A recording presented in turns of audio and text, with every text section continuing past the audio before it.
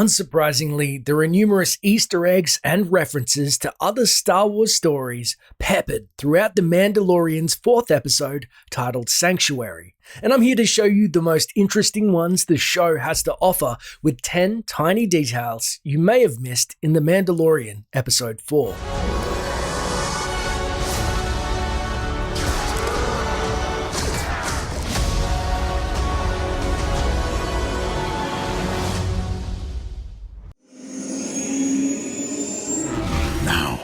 Do me the honor of joining my brothers and sisters in the great clan.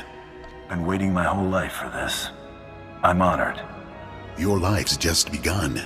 Make it one no one will forget. The term foundlings was first mentioned in Chapter 1 of the Mandalorian series, and ever since we have had theories and speculation regarding what the foundlings actually are.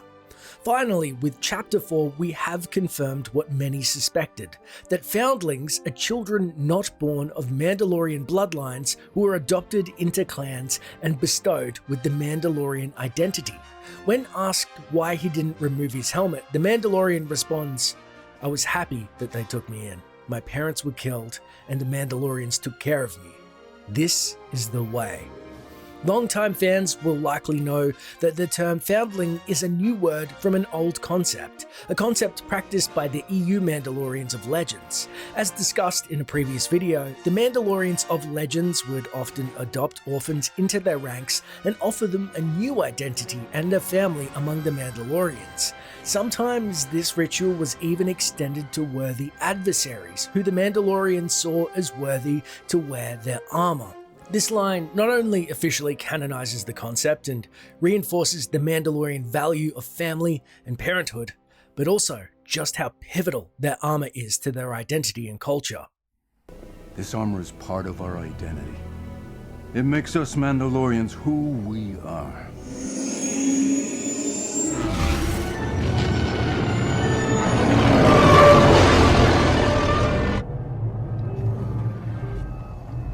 In the 4th chapter of the show, we see the Mandalorian activate some sort of predator vision in his helmet, allowing him to see footprints and trails left behind. While this is the first time we've seen this feature on a Mandalorian helmet in canon or even Legends, the idea actually comes from the original concept design for the helmet of our very own Boba Fett. Originally, the antennae/eyepiece on Boba's helmet was noted as having the same ability with infrared/ultraviolet sensors. I am Blood Hunter. You can call me Bloodhound. Where are you going, Master? For a drink? Thinking. When the Mandalorian arrives at the tavern to feed the child and find lodgings, the lady serving tables offers the Mandalorian a flagon of spotchka, a new word in the Star Wars universe. We find out later that spotchka is a beverage brewed using the blue krill. We see the krill harvested in the opening of the chapter. The krill glow the same blue as the drinks and vats seen in the Klatooinian camp, telling us that these raiders are using the krill for their own bootlegging microbrewery. It's time we drink. Let's see how much black ale my replacement can put away.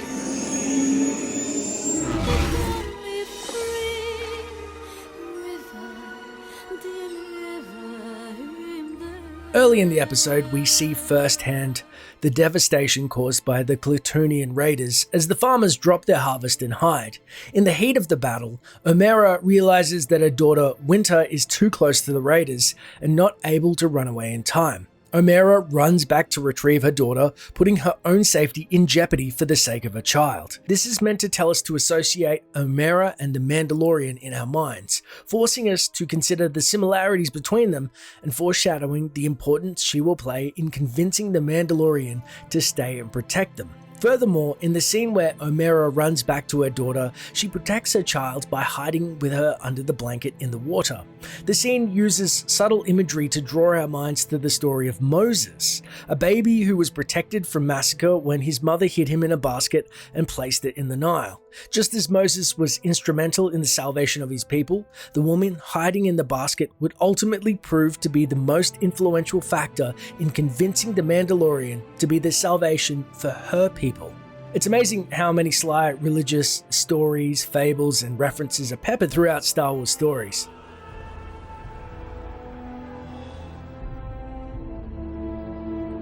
Goodbye, brother.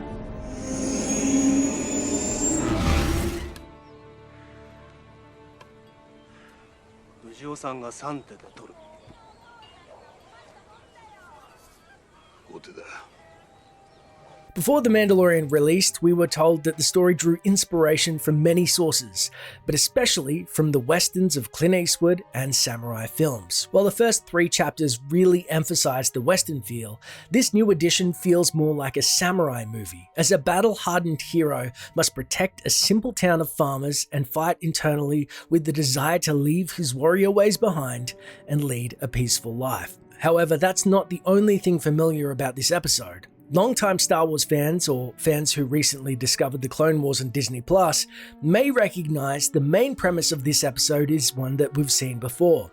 In Season 2, Episode 17 of the Clone Wars, a team of bounty hunters must train a village of farmers to defend their harvest from pirates, led by the infamous Hondo Ohnaka. In both episodes, we see the bounty hunters training the villagers with weapons and leading them in battle against the raiders who seek to pillage their livelihood. Fun fact, the ship used by the bounty hunters in that episode even bears some visual resemblance to the Razor Crest. I told you, we are not soldiers! We don't even have weapons! The shaft is ray shielded, so you'll have to use proton torpedoes. That's impossible, even for a computer. But it's not impossible. I used to bullseye womp rats in my T-16 back home. They're not much bigger than T-meters. In the opening of the episode, the Mandalorian affectionately calls Baby Yoda Womp Rat. This is a reference all the way back to A New Hope, referring to the rodent creatures Luke used to bullseye in his T-16, and somewhat creepily brag about that when he meets the rebellion. Oh, Biggs is right. I'm never gonna get out of here. Also in the same scene, the Mandalorian refers to the planet of Sorgan as a real scug hole. The term scug is an insult used by the Zygarians, a race of technologically advanced slavers seen in Star Wars: The Clone Wars. Before we begin the auction, I would welcome a most special guest, Obi-Wan Kenobi. Must be some mistake. Can't possibly be disruptors in there, because they're illegal, right? We've talked about the Mandalorian's weapon before, how its tuning fork design was derived from the holiday special, and its disintegrating properties being a callback to Darth Vader's instructions to Boba Fett.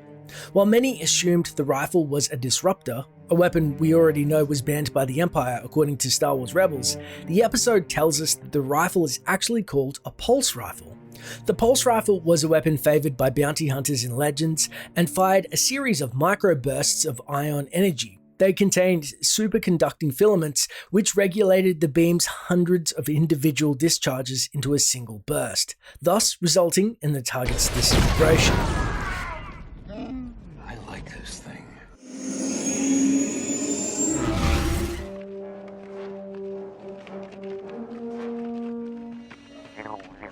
Which way? All right, men, load your weapon. This episode featured the smallest array of alien races to date. The raiders attacking the village were called Klatooinians, a race with surprisingly low screen time in Star Wars despite being around since Return of the Jedi. We've also seen the second Kabaz in the series, a bounty hunter of the same race as the spy in A New Hope, and the ferryman in Mandalorian Chapter 1.